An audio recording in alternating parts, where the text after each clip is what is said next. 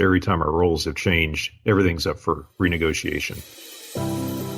Talking with people about how to have a great retirement. This is the Rock Your Retirement Show. We don't talk about money, but we talk about almost everything else you need to rock your retirement. Now, here's your host, Kathy Klein. Welcome to Rock Your Retirement. This is the show where we talk about what you need besides money before you retire. Or if you're already retired, we can give you some great ideas on how to have a better retirement. Remember, there are other things to think about besides money when dealing with retirement. And if you'd like to have a more interactive experience, join our private Facebook group by going to rockyourretirement.com/Facebook community. Our guest for today is Doug Nordman. Doug is the author of The Military Guide to Financial Independence and Retirement. And get this, all of his writing revenue, all of the revenue that he receives is donated to military charities. I love that because, of course, I live in San Diego, which is a military town. He's a retired submariner who's enjoyed over 14 years of financial independence in Hawaii. So if you hear the birds in the background, that's because that's where he is. He's in a tropical area of Hawaii. He and his wife, who's a retired Navy reservist, raised their daughter in the islands, and now she's on Navy active duty with her spouse. Marge and Doug have lived on Oahu for over 25 years. They enjoy slow travel all over the world, some of it on military Space A flights. We're going to find out a little bit about that. And do-it-yourself home improvement projects. He's also an enthusiastic surfer. So, Doug, welcome to the show. Thanks, Kathy. I enjoy listening to your podcast, and I'm glad to be able to do one. Oh, well, I'm so glad that you agreed to come on the show. So Doug and I met at an event. It was actually, I think it was FinCon. That's right. And I had sort of snuck into FinCon. I didn't have a ticket, but I was invited to a networking event from one of the sponsors. And so I decided to go. I thought, wow, this would be a good way to get to know some financial bloggers. And that's what you do, right? That's right. I write about personal finance for military, for the service members and the families. Yeah, and so even though we don't talk a lot about finance on this show, Doug's been retired for how many years now? I've been retired for 14 years, almost 15. Yeah, so I thought he would make a good person to talk to on the show so that he can share some of his experiences, how he was able to retire, some of the travel he's done, just whatever we decide to talk about. Is that okay, Doug? Oh, that sounds great. Take it wherever you want. Or maybe you'll decide to take it someplace. I try not to hijack the host's podcast. No, this is your interview, so we want this to be fun for both of us. So tell me, you retired, 15 years ago, and did you work after that, or what did you do? I didn't seek a traditional bridge career after the military. When I retired in 2002, my wife and I thought we both had enough assets to be financially independent, which is actually correct. That turned out to be the case. And I never really found a job that I really wanted to pursue. I didn't see any bridge career that really interested me. But after a couple of years, I did stumble into writing, and I've learned that I'm an author. Awesome. Did you take a class, or did you just start writing? No, I started writing. This was actually kind of a surprise to me. I'm sure it surprised many of the XOs I've worked with over the years who always wondered whether I knew how to write. But I found that I was doing longer and longer essays and discussions on internet forums. And one day we decided to answer some military questions about personal finance, and I found myself writing a book, one chapter at a time. You finally end up with a manuscript. That's awesome. And is it the one book that you've written, or have you tried your hand at other books as well? No, that's the first book, and I'm working on the second book. But again, I'm financially independent, so there are no deadlines. I'm not trying to buy groceries with the money from writing, and I've been working on it slowly over the last couple of years. I spent 6 years writing the first book, and so far I'm 3 years into the second one, so I've got plenty of time left. That's awesome. So what's the name of your first book? The first book is The Military Guide to Financial Independence and Retirement. And that's for service members and veterans and families, retirees, whoever has done anything with the military. Okay. Is it a long book? Is it hard to read? Tell me a little bit about the book. Well, it's broken down into the different situations a service member or their family may find themselves in over the years that they're in the military. So it's got chapters in there that apply to some people and other chapters that apply to only a very few people and other chapters that apply to everyone. And I wrote it in a way that people can skip around and read only the parts that they're interested in. In hard copy, the book's about 200 pages, and some of that includes appendices and dig into the details of some questions that are very popular on the website. A Kindle book, it's about a 2-hour read tops. Much of it can be skimmed, and somebody can stop at the parts that they're interested in and figure out what's specific to just their situation. That's good because, like I said, I live in a military town, and I think a lot of the military retirees don't want to spend 5 months reading a book. That would be too complicated. And I find that the audience really just wants to know something in half an hour, maybe an hour, maybe a 10-minute blog post even. So I try to keep it short. That's great. So I'm going to switch subjects here. How did you decide on Hawaii? Were you there already? Well, we came to Hawaii in 1989, courtesy of the Navy. Many people don't realize this, but over the years, Pearl Harbor has grown to become the nation's largest submarine home port. Almost 1/3 of the U.S. Navy submarines are home ported here today. And in 1989, I was aware that people came here and found many submarine jobs with the Navy and had no reason to leave the islands.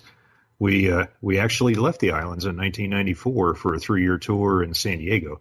And I'll admit that if you can't be stationed in Hawaii, San Diego is a pretty nice place to live. But we found ourselves in San Diego, and every time that we made a trip to Hawaii for training or for a military conference, it felt more like coming home when we landed in Honolulu than it did landing on the runway in San Diego. So after we were finished with our tour in San Diego, we came back to Hawaii, and we haven't left since then. So we've spent 24 of the last 27 years here. Wow. Okay. That's awesome. Now, a lot of people, when they move to Hawaii, they get, I have a friend who just moved there maybe 2 years ago with the military, and she's not in the military, her husband is, and she was a little concerned about getting, I forget what you call it, where you want to get off the island because it's so small. Rock fever. Yeah. So how did you deal with that? Well, I am a submariner, and I'm accustomed to living in very small, enclosed spaces, kind of like spending 90 days in an elevator shaft. But it affects people in different ways. And some people come to a small island and are not very happy. Other people come here and find plenty of things to see and do, and I'm in that category. The island has 600 square miles of places to visit and plenty of things to see and do, and every direction that I drive in, I can go surfing. That is awesome. And you're a big surfer. I'm a very enthusiastic surfer. I was surprised at how much it bit me, how much the bug caught me when I retired. Oh, so you didn't even know how to surf until you retired? No, and thank goodness I didn't, because it's a very difficult work-life balance question. Is when you're driving to work in the morning and you see some awesome waves out there, you have to decide whether to keep on driving and do the right thing or whether you should really just go surfing. And luckily, on the day I retired was when we started surfing. We actually took family surfing lessons on that first day, and we were hooked. Oh, that is so awesome. So you got bit by the surfing bug. And of course, a lot of people in San Diego surf as well. And your whole family surfs? That's right. And my daughter and I spent a lot of father-daughter time out there in the surf while she was growing up. She learned to surf with me when she was only 9 years old. And so she spent over half her life surfing.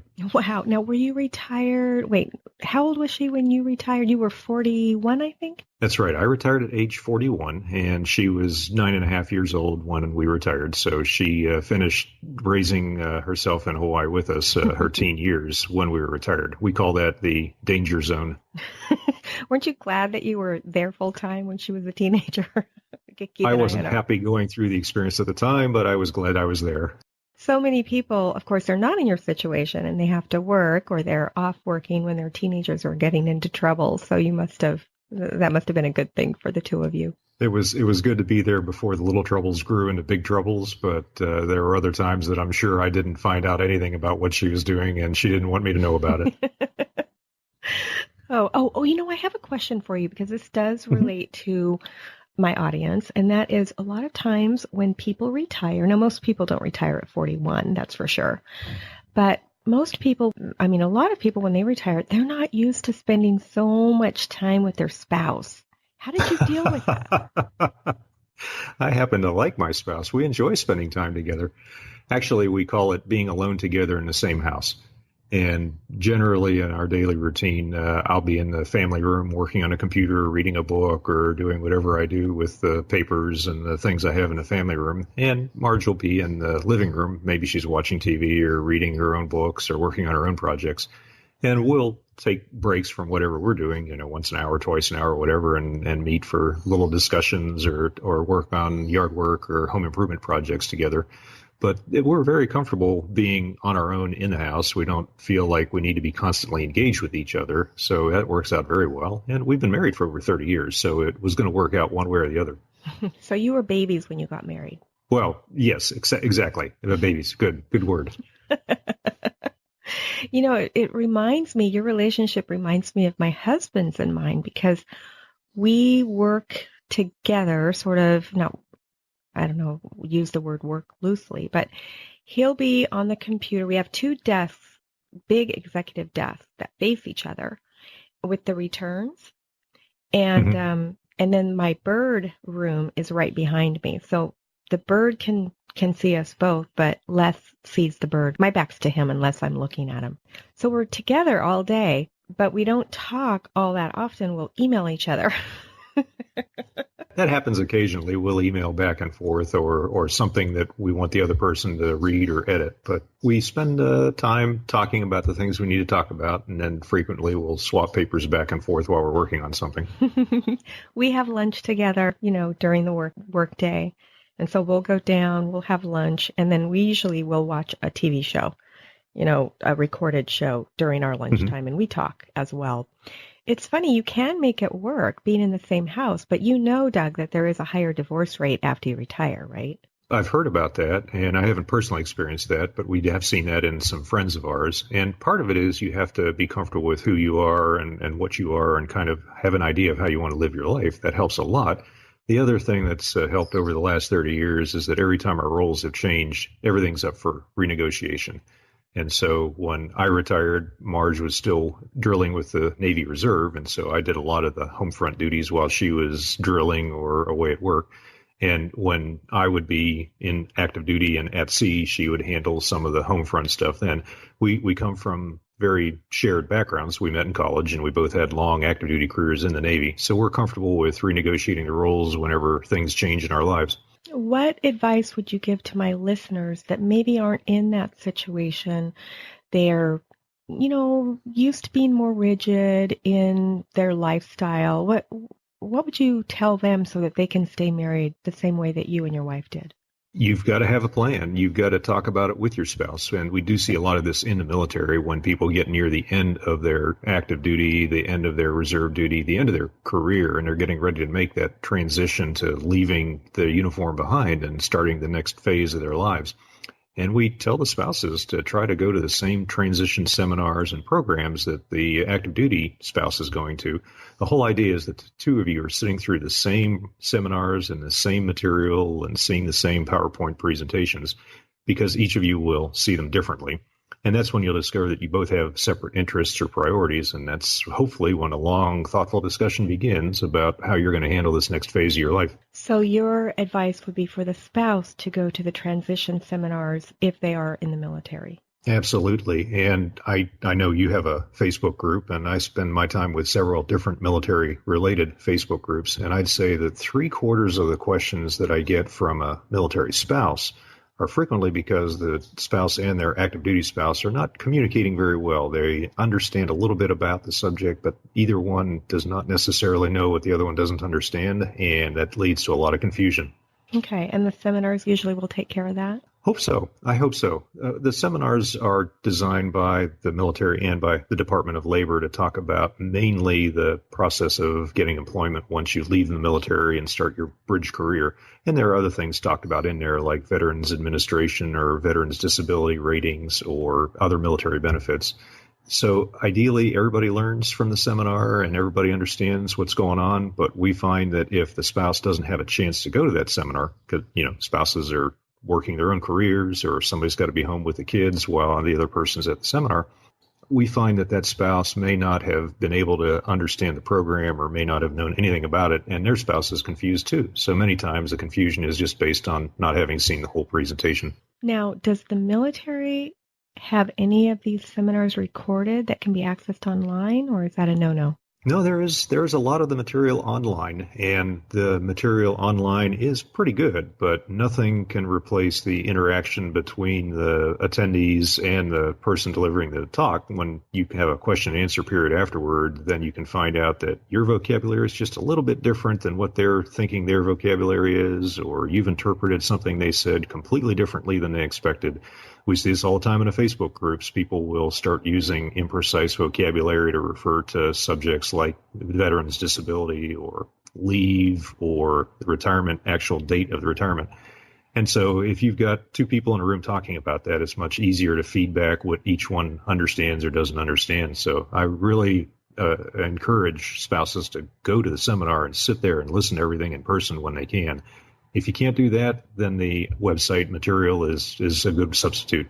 But I mean, the website material, do they have an actual seminar online, or is it just written material? Not everybody likes to read. Right. I understand. No, we haven't gotten to the point of doing webinars in the military yet. That would be a big help. The more we could do online, the more we could do with other people. But I don't think we're there yet on that. I haven't seen much of that from the Navy, and I don't hear much about that from the other services. That's too bad, because it would be awesome. All they'd have to do is set up a camera, record it, and boom, there you have it. And you know how fast that technology has grown over the last few years. So I'm sure in the next few years we'll start seeing that from the military as well. That would be awesome. So if you're from the military and you put together these transition seminars, please keep that in mind, because it is definitely needed, especially for the spouses. I know a guy in the Department of Defense. I'll let him know about this. Yeah, absolutely. And speaking about the Department of Defense, I used to belong to an association called NDIA, National Defense Industry Association. I wasn't in the industry. I was trying to work with the industry when I was doing a business-to-business type job. And I was doing 401k plans. But are there associations for people besides, what's the name of the club that people belong to? The VFW? Is that what it's called? Like Veterans of Foreign Wars? Yeah. Are there any clubs or associations that people can join after they leave the military? Oh, there are dozens of them, and they're important to join after you leave the military just so that you have somewhere to go to get your questions answered or to at least hear a conversation that you realize might affect you. Now, many of them are traditional organizations that you would think of from our parents being members of, like the Veterans of Foreign Wars or the Disabled American Veterans or the American Legion. And those are still organizations that today would just support as many veterans as they could from the current generation. However, their members tend to be older and they tend to be struggling to adapt to a new generation of veterans. And of course, the new generation of veterans are going out and forming their own organizations like the Iraq and Afghanistan Veterans Association. But all of them have a common goal, and that's to help military make the transition. If they want to start a bridge career after the military, then they're there to help them do that. If they have problems with a veteran's disability claim, then they're there to help them with that. And all of those organizations have a common goal, so they do eventually all learn to work together. Even if you might not want to join the American Legion, you might still find a home in another association. Personally, I'm not a joiner. I don't have an organization I belong to on the islands like a veterans organization, but I do read a lot of the emails and read a lot of the programs and spend time on their websites and on LinkedIn and on Facebook, where they also have their own Facebook groups. Okay, so these groups aren't just where you go and drink. That's the traditional, the way our parents used to do it model, and that's right. They're changing now to become more active. A lot of it is community organizations and community service. Oh, well, that's pretty awesome. I didn't realize that. So thanks for enlightening me. I appreciate it. San Diego's a big company town, so you see a lot of organizations over there, and they're all working their way through a transition to a new generation of members. Absolutely. Absolutely. So we're going to talk a little bit about some of the things that you recommend that military personnel do in preparation for their retirement. And one of the things that you said was start preparing at least 18 months before your last day. So they always know well in advance. They know that far in advance when their last day is going to be. I wish everybody did, but it doesn't always work out that way. If you join the military and do a traditional military career and there's no surprises and everything goes as planned, then yes, you will know 18 to 24 months when your active duty obligation expires. You'll know when it's time for you to start making the transition. And there's usually very little ambiguity in your own mind on whether or not you want to stick around and stick another obligation or whether you want to leave active duty and try something else. What frequently happens, though, is somebody will be in a job and find out that they didn't get a promotion, or they'll have a medical problem or a physical disability, some training accident, maybe even combat will happen, and they'll end up finding out that they're going through a physical disability review or a medical discharge review.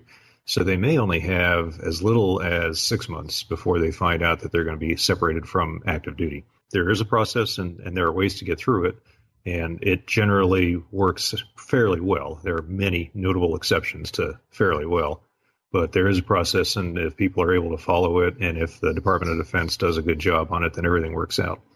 However, what we frequently find happens is that people who are in the military and know when they're getting out just don't think that they need that much time to get ready.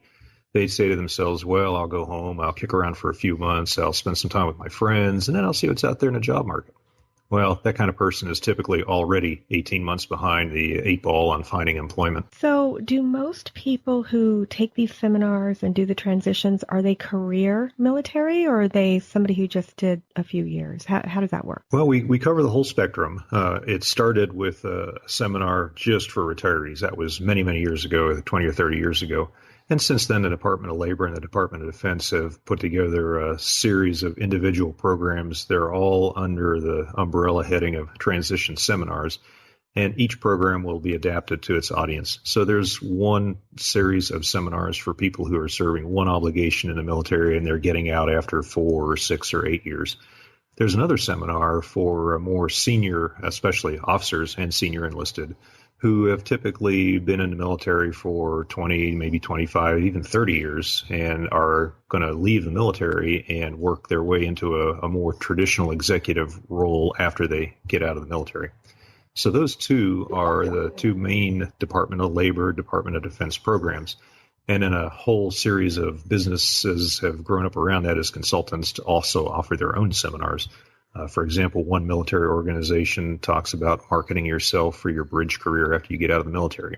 And another seminar will talk both to junior officers as well as senior officers about how to do the bridge career search, because they're focusing on different industries, different positions, and different types of careers. You know, the organization SCORE, which helps people start businesses, they have free programs for people transitioning out of the military as well. There's a whole category of programs for military veterans who don't want a traditional career. They want to become an entrepreneur. And some of this is trained by the military. If you go into the military and you've learned to go out there and do the mission and manage a team and follow something through, when you leave the military, you may not really feel very comfortable in a traditional corporate environment, or you might want to start your own business and see what you can do. And so, like you say, there's SCORE, there's Patriot Boot Camp, there's a program up at Syracuse University for veterans and military families. There's all kinds of programs that have grown up for military entrepreneurs, and I enjoy seeing that in Hawaii as well. We have a vibrant startup scene in Hawaii, a startup community, a big tech community. And there are quite a few veterans in there who have an idea from what they did during the military, and they want to take care of people, and they find out that they can probably start a business around it. Wow, so Hawaii is the next Silicon Valley? I sure hope so. Well, we're a much smaller portion of the startup scene in Silicon Valley, as that's for sure. I don't think we'll ever be that big. But we do have a lot of advantages in Hawaii, and part of that is being out in the middle of the Pacific and being able to work with the Pacific Rim countries to put together a good tech scene. We also find out that a lot of people from Silicon Valley do their startup business, make their money, and move to Hawaii to surf all day. Like and you. That's right. But some of them get bored and restless, and they start other companies. So many people that have become active in a startup scene here on Oahu began in Silicon Valley and eventually ended up here for surfing or for the lifestyle, and now they're starting their own tech scene out here. That's awesome. You know, so if I was going to start a tech company and I wanted to find somebody to invest, should I learn to surf? Oh, yes. And I'm happy to help you on both fronts. I had been surfing happily for about 5 years of retirement when a friend invited me to a meeting of our local angel group, Hawaii Angels. Mm. And so I've been doing angel investing for 8 years now. And we also have an accelerator set up around the islands as well. We have several accelerators here. I volunteer my time with an accelerator called Blue Startups. So anybody who's in the military, thinking about getting out, think you want to be an entrepreneur, please contact me, especially if you want to live in Hawaii. But please contact me about the lifestyle and what you need to become an entrepreneur, and I can put you in touch with lots of mentors. That's great. And I used to be part of Tech Coast Angels here in San Diego. Oh. So I'm no longer a part of that. You've probably heard the name Hawaii Angels in the past. We work closely with a couple of chapters on the West Coast for Tech Coast Angels and still do a lot of due diligence and look at investments together.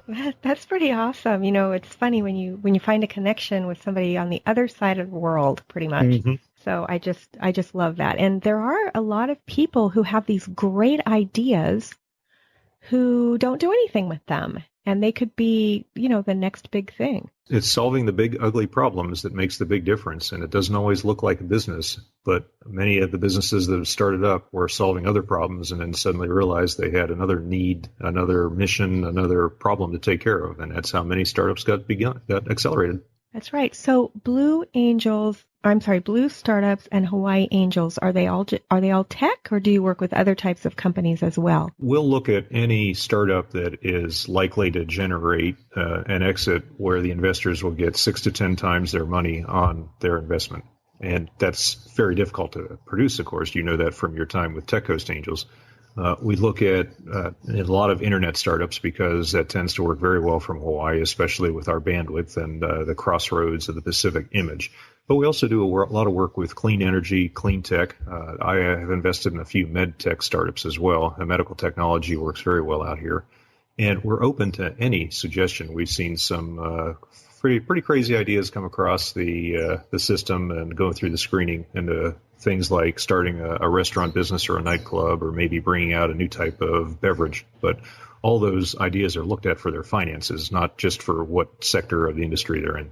I know, it's funny because people will come to you for an idea. Like when I watch Shark Tank and people will say, the reason to invest is because they think this or they think that, and you're just cringing because you're like, oh, the only reason they're going to invest is because if they want to make money.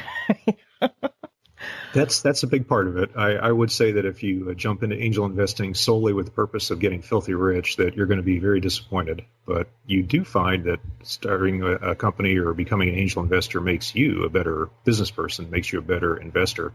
And it's also solving a lot of ugly problems. We're looking at some medical startups that are revolutionizing stents for lifestyle diseases or even more serious problems.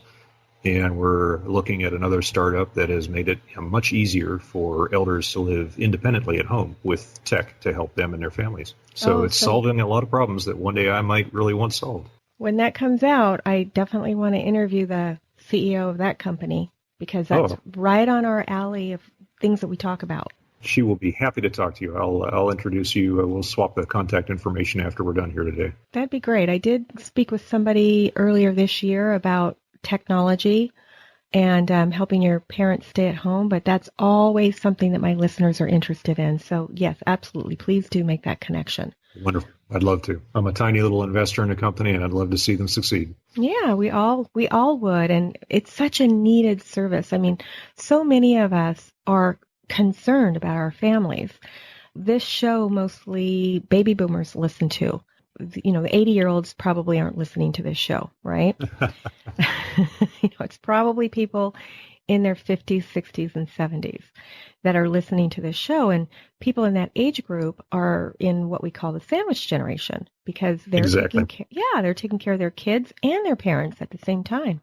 It's a problem, especially when your parents live far away from you and you're worried. You're like, oh my goodness, how can I make sure that they're getting what they need when my parents don't want to move into an assisted living facility? right? My brother and I are going through that right now. My brother lives in Denver, close to our father, and our father has developed Alzheimer's. He's about 8 years into Alzheimer's, and he lived the first 3 years of that independently. Of course, you know how much more dangerous that gets as Alzheimer's progresses, and that was a big issue. And today, my father's in a care facility. My brother's the guardian, and I manage Dad's finances from Hawaii. So we're all too familiar with being sandwiched.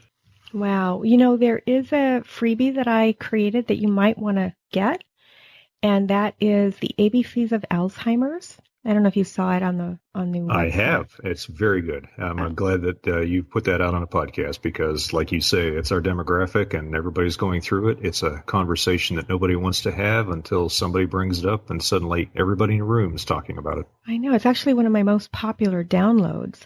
And for the listener, if you're looking for that information, just go to rockyretirement.com/ABC.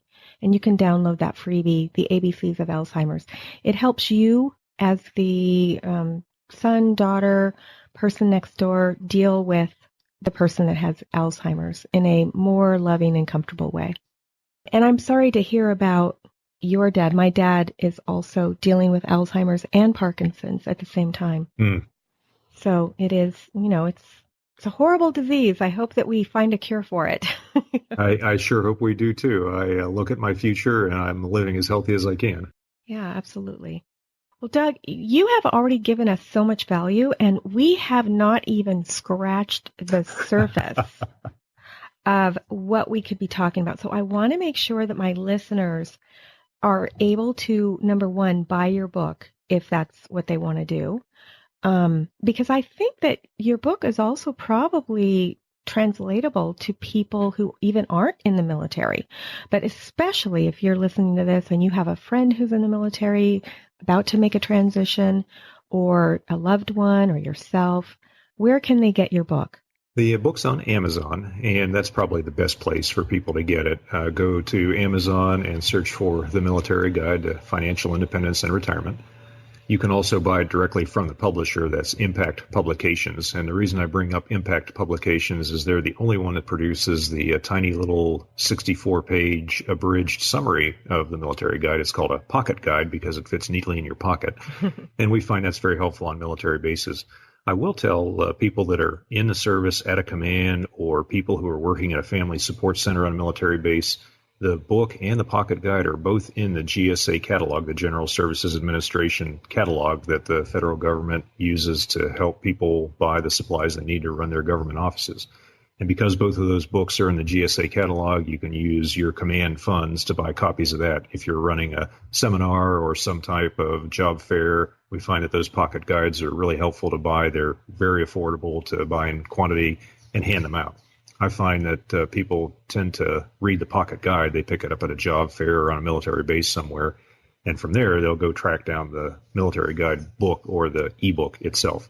I'd also encourage people, go check your libraries. Go look at your military base library and your local public library. I've encouraged people after they are finished with a book to pass it on to a military service member or a veteran, or donate it to the library. And we have the book in over 100 libraries around the world on military bases and in America. That is awesome. Thank you for sharing that. Some of our listeners are on a tight budget, so knowing that they could go to the library would be great. Okay, so Doug, is there anything that you want to give to our listeners as far as what to do? So, for example, let's say you're talking with somebody who's retired, but they feel stuck. What would be the piece of advice that you would give to that listener or that friend that you're talking with? If they have not yet retired, if they haven't left their day job, if they haven't started practicing their retirement yet, then that's what you need to do is practice. And this is difficult because when you're at work and you're unhappy and you're frustrated and maybe you're chronically fatigued, the last thing you want to do is have somebody show up and say, hey, take a couple of weeks off and clear your head. Unfortunately, that's what it really needs to happen, is that you need to figure out how to unplug from work and take a couple of weeks off. The alternative is that you may end up having to leave work because you've either been laid off or maybe even fired. So if you can do the transition and do the retirement practice on your own schedule and with your own control, then it's much better. So the most difficult thing is to take a couple of weeks of vacation to unplug from the daily routine of the job, whatever's causing the frustration in your life. And then during that time, recover, get some sleep, have some long walks or some leisurely exercise, whatever you do in your off time to try to stay healthy and to relax, do that. 2 to 3 weeks of vacation to practice retirement is not the time for you to decide to clean out the garage or paint the house or go on a great family American road trip. Those are not good ideas for trying to figure out what you want to do with your retirement. Instead, this is a time for you to practice what you will do all day in a typical day of retirement. So you unplug, you try to get caught up on sleep and exercise, and then have plenty of time just to sit in the back lanai with a cup of coffee and perhaps your spouse or your family and talk about what you want to do. Once you've done that, you'll have a little better idea of what you want to do in your retirement life, especially the part where you may decide that you're going to be bored in 6 months. And that's when you'll start thinking about what exactly you are going to do with your time. Maybe you'll want to change your career or start a new career, or maybe you'll just want to figure out what hobbies you want to pursue in retirement. But that practice time, that's essential. Oh, that is excellent advice. Practice your retirement before you jump all the way in, right? You've got to control the transition or the transition will control you. Oh, that is such great advice. I am so glad you came on the show today. And for those of you who are interested, he has put together a fantastic little freebie called 10 Tools and Tactics for Your Military Transition. And you can get that freebie at rockyourretirement.com/military transition. So please head on over and get that freebie. And Doug, do you want to give your contact information? How can people reach you? Yeah, the easiest way is to get online on a search engine and search for The Military Guide. The website has been around for 6 years now, and it's ranked on the first page of the results for that phrase, The Military Guide. The website is themilitaryguide.com, and you can email me through the website. There's a contact me form there to fill out. People are also welcome to email me. Here's my email address, nords@gmail.com. And send me an email or send me information through the website, and I'll answer your question. I still read and answer every reader question. And the reason I do that is because it gives me a lot of material to answer other people's questions on the site and more material to address questions in the next book I'm writing. That's fantastic. And it's also wonderful that you do all of this out of the goodness of your heart. It's all free. And even when he makes a profit for selling a book at this time, all of that goes to military charities. Isn't that correct? That's right. I donate all my writing revenue to military-friendly charities like Wounded Warrior Project and Fisher House Foundation. Oh, I just love that. And also for my listeners, his website information and his email is going to be in the show notes, so you can find that in the show notes section of this episode as well. So thank you again, Doug, for coming on the show. I really appreciate it. Thanks, Kathy. I enjoyed being here. And if you come up with other topics that you want to discuss in a few months down the road, I'm happy to come back and talk about angel investing or the finer techniques of surfing in 10-foot waves. I love it. That would be awesome. Thanks so much. For my listeners, we'll see you next week on Rock Your Retirement. Thanks for listening to the Rock Your Retirement Show. If you are rocking your retirement or know someone who would make a great guest on our show, please send us an email at podcast@rockyourretirement.com.